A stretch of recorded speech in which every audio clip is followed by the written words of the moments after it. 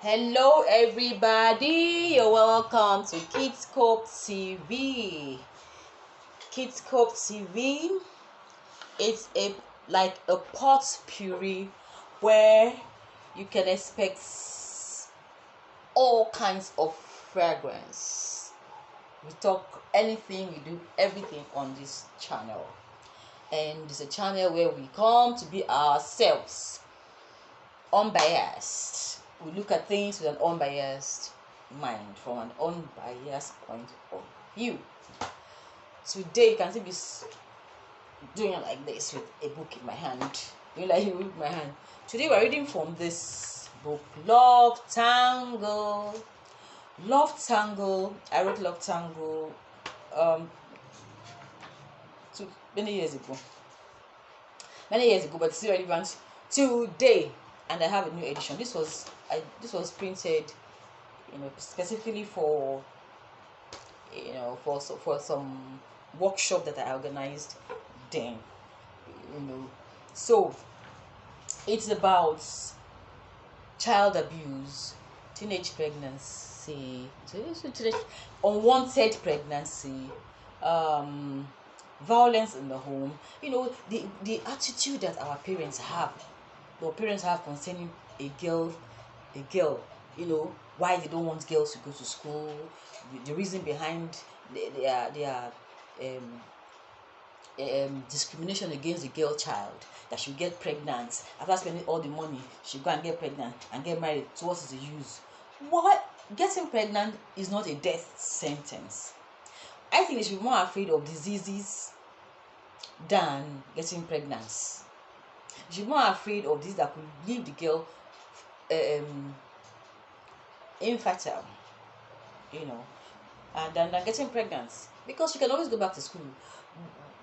I'm not saying go ahead and get pregnant. If you get pregnant, man, you've wasted a whole, I don't know, depends on how long it takes you to get back to your feet. Some people don't even get back to their feet. That's the fear. That's the fear parents had in those days, that some don't get back to their feet. But if it happens, it happened. You just have to get your child, put your child back on track, and don't throw away, in the streets, just like we used to do in those days.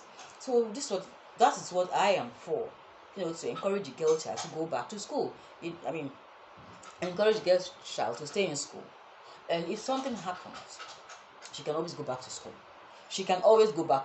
Please, people, so that we don't have kids roaming around the streets and not having proper care, because these girls will not be able to be true mothers. They will still have to be children, because they are children themselves. So we need to come step in and help them when these things happen, so that society will not suffer at the end of the day, at the end of it all. And the girl will reach her full potential. It may take longer time, because that getting pregnant is a kind of setback. That's why most parents are, and besides, some girls will not have the zeal to go back. They would rather settle for anything, and they should change themselves by taking that decision. So I'm just going to be reading from Love Tangle. Love Tangle is about so many other things. Like I said, it's about violence in the home. My novels are always like jam-packed, all kinds of things inside it, but I just try to make it interesting. And again, I always talk about friendship. Fraternity is very important in our lives. I don't have a best friend per se, but I admire those who have. But I'm not saying I don't have it. Right now, when growing up, I had, friends, and went through things together. But they're not here now. So I've not seen my friend for a long time. Though we talk once in a while, and then, but we still maintain our relationship. But since then, I've not had any friend that I've hang around, go travel with, and all of that. But in those days, I used to do all that. So let me not go into too much details. Let me start reading. I'm reading from chapter 7. Like I said, this book, there's a new edition of the book is out, and this was just done hurriedly for, I'm not making an excuse for its cover, but read the book. Okay, let me just start. As the metallic grey Mercedes-Benz 200 approached the main entrance of the army barracks in Yaba. Shola instructed her driver to ride slowly. Although she knew exactly where she was going, the thought of confronting Joe after so many years was dreadful. She peered through the many She peered through the windows, and new faces stared back at her. All the old faces had been replaced by faces of newly transferred soldiers from other parts of the country. However, she knew by divine revelation that Joe was still living in the barracks. Sheila had prayed and fasted for a week before this visit. It was also revealed to her that Joe's lifestyle of drugs, women, alcohol, cigarettes, and among others were beginning to take their toll on his life. Father in heaven, you are so merciful, she said softly to herself. After the sort of lifestyle I had led, God still cares for me and wants to use me. She closed her eyes as the tears rolled down her cheeks into her mouth. She was back at the seminary. The words of the pastor came to her. It amazed her that after such a long time, those words were still very vivid in her memory. She was glued to her seat, her eyes burning with tears as the pastor spoke. Listen. Besides confessing particular sins to God and telling Him we are sorry, we should look at our motives, our thoughts, and whatever may have tempted us to sin in the first place. We should examine our lifestyle to see if there is anything that constantly leads us into sin. Bearing in mind that unforgiveness causes more hurt to ourselves than anyone else. By failing to forgive, we put ourselves in a judgmental position, and I don't see how God can use such a fellow. Forgiving others is the way by which we can be certain of God's forgiveness for ourselves. Forgive us our trespasses as we forgive those who trespass against us. Do not joke with the words of God. Sometimes we need to go to these people and tell them to their faces that we have forgiven them. And if they are not born again, then they are fish for us. And it is for our own good that we don't just forgive them, but preach the word to them. Remember, it is God's prerogative to judge. Unforgiveness may go back many years. If not confessed, it will hinder us as intending men and women of God who desire to be used greatly by Him. We need to pray that the Holy Spirit reveals these things to us, because there is no way we can function with the Holy Spirit with an attitude of unforgiveness. Those who must worship God must worship Him in spirit and in truth. Shola remembers sitting in class long after everyone else had gone. She had been so intense that she did not notice a man walked up to her, placed a hand gently on her shoulders, and as if in a trance, she heard a voice saying, "Talk about it. Pray about it, but don't cry about it." She looked up to face a rather gorgeous man she had never met, but from the way he was dressed, she could tell he was a pastor and not a student. "I'm sorry, Pastor. It's not what you think. I know self-pity is not for a child of God. I'm crying because God has just revealed myself to me, and I feel very grateful." "The name is Paul," he said as he took his seat beside her. Shola hadn't expected that a striking pastor would offer her his time, but when he smiled at her, she knew it was the right place, the right time, and the right man, who turned out to be her husband. "My parents died during the war," Shola began. "I was only 9 years old when I was taken to Jos to live with an uncle I hardly knew. In the early years, he was kind to me. I started school.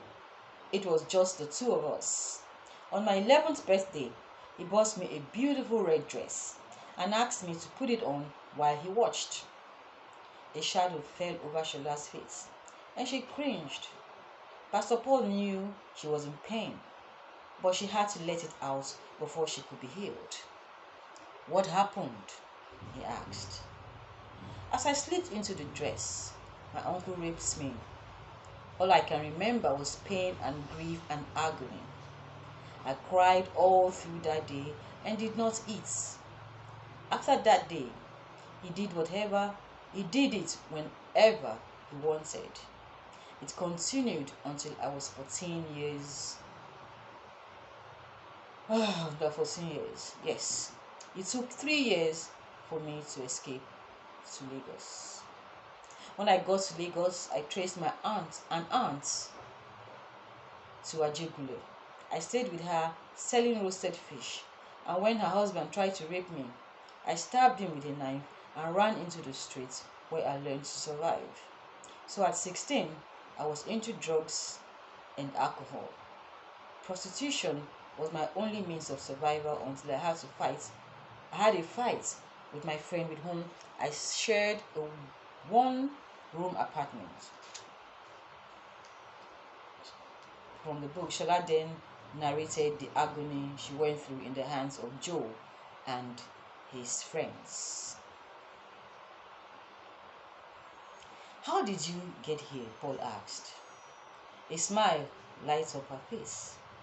Well, that night I left Joe's house. I met a pastor and his wife, and I lived with them for 4 years. They took me into their home, and I enjoyed a good Christian life working with them in their ministry in Ibadan. I'm here on my parents' bill. A smile formed on her face and her eyes sparkled. I refer to them as my parents who gave birth to me the day they found me lying in the dark, devastated streets waiting to die.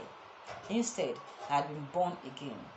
Until today, I did not realize that I harbored so much hatred for the people in my past. I had judged and condemned them. I was trying to play God. I was trying to do God's work. After giving my life to Christ several years ago, let me take that again. I had judged and condemned them. I was trying to do God's work for Him. After giving my life to Christ several years ago, God help me. I did not truly forgive them. God, I thank you. And she hid her face in the palm of her hands. You got to read the book. I'll read a small paragraph. Shola, Paul said, his voice sounding gentle and friendly. You are a good woman. Slowly, Shola uncovered the face, placed her hands on her thighs, and took a deep breath like, Pastor, do you mean that? And as Paul watched the expression on her face, he knew he would marry this woman.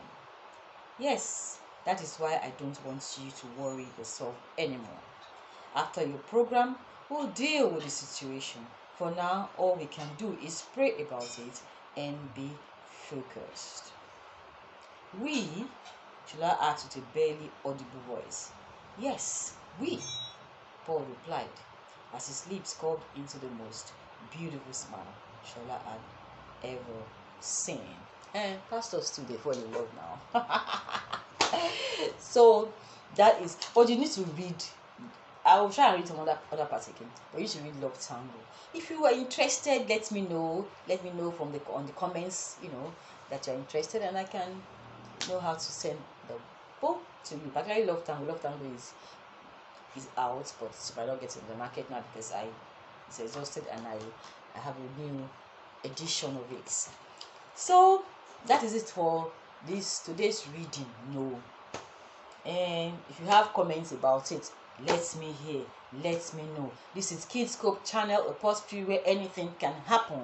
We discuss things from an unbiased mind. Like, I can be reading a book that has to do with another religion. You know, I'm not I'm a writer. I write about everything and anything, and I have my mind is unbiased. I am standing on things. You know, I I just stand for good. We all know that good is good and bad is bad.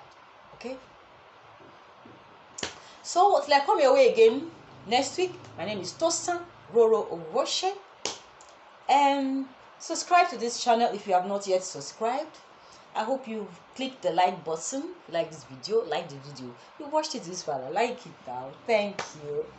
And then share the video. I'm reading from my children's books as well. So sometimes you have to gather your children around, you know, and I'm reading from my book. If you want children's book, my children's book, they're also available. Okay, but I'll read to you.